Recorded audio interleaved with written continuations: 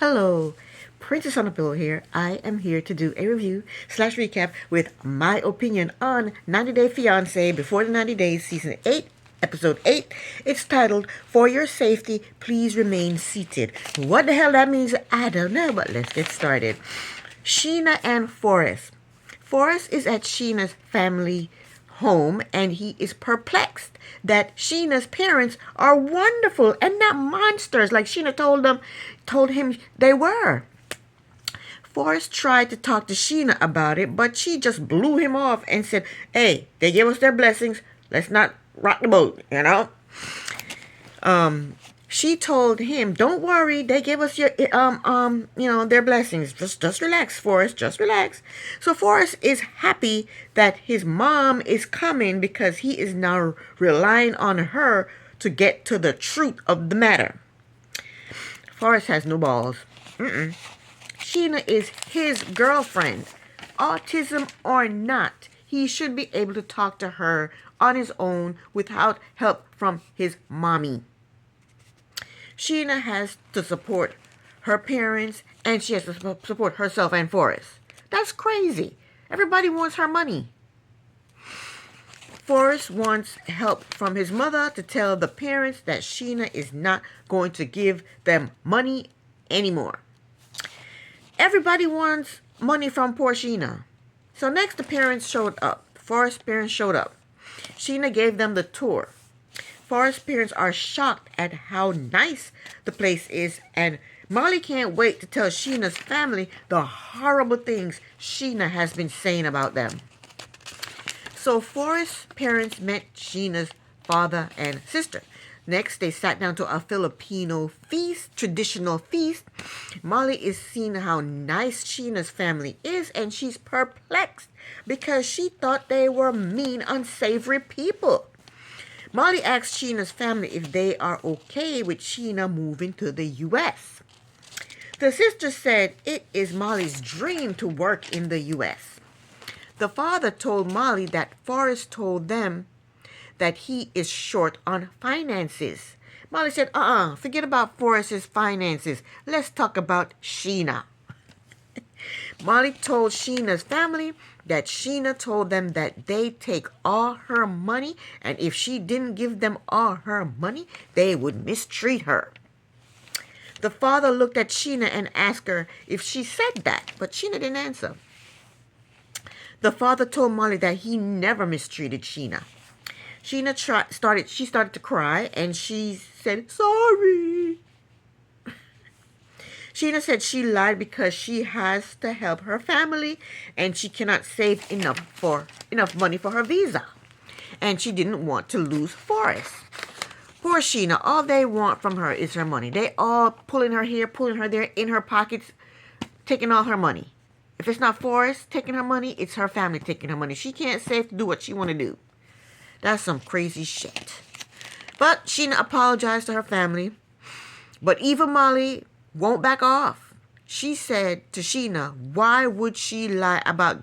She said to Sheena's father, why would Sheena lie about giving you money? And the father then said the money Sheena gives them is listed, and when she needs it, he can give it back to her. What kind of crap is that? But then the sister explained that the money that Sheena gave to them is only a loan. Sheena promised to never lie again. Right, Sheena? Forrest asked for $4,000 back. $4,000 of the money back from the father. The sister told him that they would have to check their finances to see how much they got available. The father said in his confessional that the guy should provide for Sheena, which is absolutely true, Forrest. How dare you go there and ask this man for $4,000 of Sheena's money? Are y'all even engaged? Where's her ring? If Sheena ever gets to this stage, she's going to be providing for herself because Forrest can't provide for her. So in my estimation, she don't need, as far as I'm concerned, she don't need Forrest. If she goes to the state and she's a vet and she's making money, what the hell she need with Forrest? Forrest asked the family if it's okay if Sheena doesn't give them any more loans. The father said okay, but you can tell it was not okay. The sister said she knew Sheena was saving for a visa, but Sheena should have talk to them more. If you know she's saving for a visa, why take her money, sister? I wonder if the sister works. Does she work? Where's she do? And ain't no customers at the damn villa. Ain't no customers. They're not making any money. They have this nice, fabulous place, but ain't nobody there. Eva Molly still don't trust Sheena. She said time will tell. Next, we have Lisa and Danielle. Daniel dressed Lisa up and showed her how to handle the wine for the meeting with his uncle. In their confessional, Lisa told Daniel that she is nervous. He told her to just tell the truth. She told him she is from America, and what he considers a lie, she may be different from what she considers a lie. What do you being from America mean? Have anything to do with you being a liar, Lisa? Don't bring us all down. So all Americans are liars? Is that what you're saying? Or a lie means different in different countries? But Daniel told her a lie is a lie. Daniel told us that he told his uncle some things about Lisa that are sinful. And if Lisa has not changed and cannot explain herself, he would have to walk away. Yeah, after she gave you all that damn money to pay all your bills, of course you're going to walk away. Man, please. So they go to meet the uncle, and they kneel in front of him, and they gave him a bottle of wine. So then the uncle asked Lisa to tell him about herself. So Lisa said she's an American. She'd love to lead with that. I'm an American. She said she's an American and half Irish. Or she got some Irish in her. She said her mother gave her up for adoption. She said her adopted family took good care of her. She said she worked hard to take care of her household, and she gives Daniel money to take care of his household. The uncle asked her if she is a practicing Christian. She said yes, but not always. But Daniel makes her a better woman. The uncle asked her if she drinks. Why are you going to ask her that? He drink. They just gave him a bottle of wine. And plus, Daniel drink. He was drinking palm wine. So what are you asking her if she drink for? So I didn't appreciate him asking her that question. But Lisa said yes, she drinks. The uncle asked her if she smoked. Lisa lied and said she gave up smoking. When did you give up smoking, Lisa? Today? The uncle asked her if she was or is a lesbian. Lisa told the uncle that she has been with a woman before, but she doesn't practice it anymore. Then she lied and said it was a fling. It was a one-time thing. You married somebody. You was a lesbian for 21 years, and you even married a lady. You still married a lady. You were with two lesbians. Oh, did she marry two lesbians? But I know she's still married to one of the lesbians. La, la, la. The uncle asked her if she's a liar. She told him she have lied in the past, but she ain't no liar. We are all liars. Okay, Lisa, get that straight right here, right now. The uncle asked Daniel if Lisa is telling the truth. Daniel said, yes, she's telling the truth. The uncle said Daniel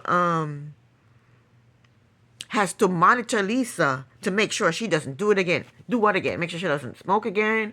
Be with a lesbian again? What? But he told Daniel, you got to monitor her to make sure she don't do it again. This is some bullshit.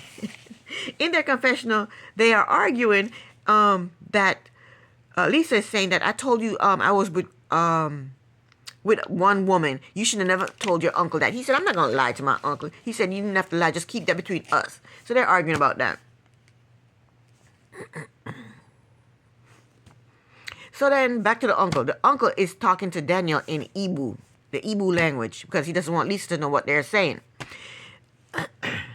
And he asked Daniel if she is the one he wants to marry. Daniel said yes. He wants his uncle's blessing and his father's blessing. The uncle told him not to disgrace him and the father. But he gave the blessing. And Lisa is happy for the blessings, but she feels guilty because she is a liar and she has a whole bunch of secrets to tell. Next, we have Annalyn and Jovan. Jovan said they had a fight and he's in the doghouse. But Annalyn is childish. She made her side of the bed and didn't make his side of the bed. Tell you what, I'm childish too, but I wouldn't have made the bed at all. Annalyn has a valid reason to be upset with Jovan. Jovan told her not to reach out to his sister about their marital issues, but he can talk to his former love interest about their marital issues. Jovan is out of his damn mind if he think that's okay. Javon apologized for bringing up the issue. He apologized for bringing up the issue, not for talking to the lady, his ex-lover, or whoever the hell she is, about their issues. But he apologized for bringing up the issue. That ain't gonna cut it. That doesn't solve anything. Anyway, they decided to go have some fun, so they would go out on the ocean with a boat, a paddle boat. And later she asked him if she can look at his phone because he had promised not to talk to that lady anymore, and she wanted to make sure he kept his promise.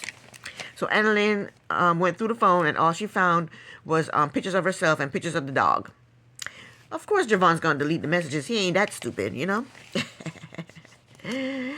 Annalyn said Javon has been watching a podcast that encourages cheating. As long as he's a provider, he can cheat all he wants. But Javon was lucky. She didn't find nothing on his phone but the dog, only the pictures of the dog and pictures of Annalyn. But Javon is offended that she went through his phone, that she asked to see his phone. Hey, be offended all you want, you little liar. I bet you're still talking to that damn lady. But I don't blame Annalyn for going through his phone because he just doesn't think he did anything wrong with talking to that lady. Javon said he watched relationship podcasts and he is told that a little bit of fear is healthy. Okay, let her put you in some fear and see how you feel. Let her start talking to some guy and see how you feel. That's some bullshit, Javon. That's some bullshit. So next they go to a dessert bar where they have several items to choose from. They have corn, ice cream, jello, banana, and cheese to put on their dessert. And Javon didn't want to put no corn and cheese on his dessert. And I don't blame him. I don't think I would want to try that. Why? Why mess up my ice cream with corn and cheese? Annalyn asks the waiter to take a picture of them. And the picture, I thought the picture was okay, but Javon was not smiling in the picture, and Annalyn was not happy about that. She told Javon that he looked miserable in the photo. She told him that he's always whining and being unromantic. He told her he's sorry and maybe he's just not a good husband. Annalyn said she liked words of affirmation and physical touch. Javon said as long as he's here and providing, everything should be good. He told her he's being romantic by making sure her lights are on. She got upset and she started to cry. She said he's always throwing things that he does for her or give to her in her face. She told him from now on she doesn't want him to give her anything anymore. That was that. Next, we have Laura and Bear Khan. Bear Khan put his foot down and told Laura to get rid of Michael. So basically, she has to choose between Bear Khan and Michael. And I'm on Bear Khan's side in this because Michael has romantic feelings for Laura. And I believe that Laura has romantic feelings for Michael as well because before she came to Turkey, I said this before she came to Turkey, she gave Michael a chance to step up to the plate, but for some reason, Michael did not.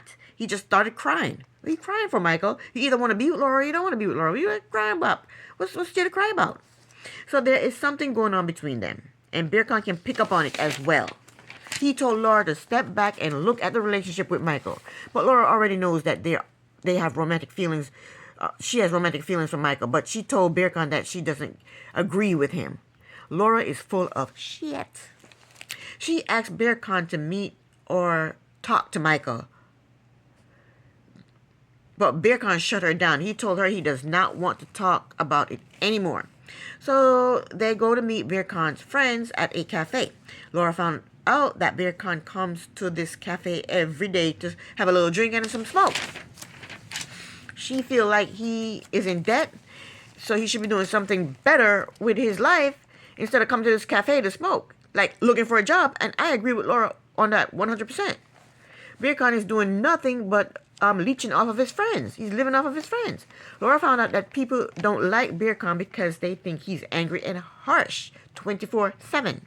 But his friends said Bear Khan is really soft inside. Laura told his friends that she liked Bear Khan's dark side. Okay, girlfriend. Okay. But his friends told her there is also an unknown side to Bear Khan. And we found out that Bear Khan is addicted to gambling. Every day, Bear Khan gambles. He gambles for a living. That's why he's in debt. Him and his friends are discussing it in Turkish, and Laura don't know what the hell they're talking about. And I think that's rude. You shouldn't talk in your language just when somebody else is sitting there and don't understand what you're saying. That's rude. She's the only one sitting there looking like, what are you saying? What's going on? And they're not translating for her, and they're just having a full discussion on. They're telling him, you need to tell her. And he's like, I'll tell her later. And he's like, no, you need to tell her as soon as possible. I'll tell her some other time when I feel better. I'm not telling her right now. They're having a full discussion about him being a gambler and not telling her that he's a freaking gambler. So they cover up by saying something else. They told her that they were talking about something else. But Laura knows that they were not being honest with her about what they were talking about. And she knows they're hiding something. Last but not least, we have Trisha and that damn Rick. Okay, here we go. They took a boat to another island to look at some lemurs. These lemurs, they look like monkeys, but they're uglier and they look vicious and they look like they'll tear your face off, rip your face off, and just do all kinds of horrible things to you. They look ugly, but they kind of act like monkeys. They were taking pictures with the lemurs, and Rick said he wished his sons were here. What he bring that up for?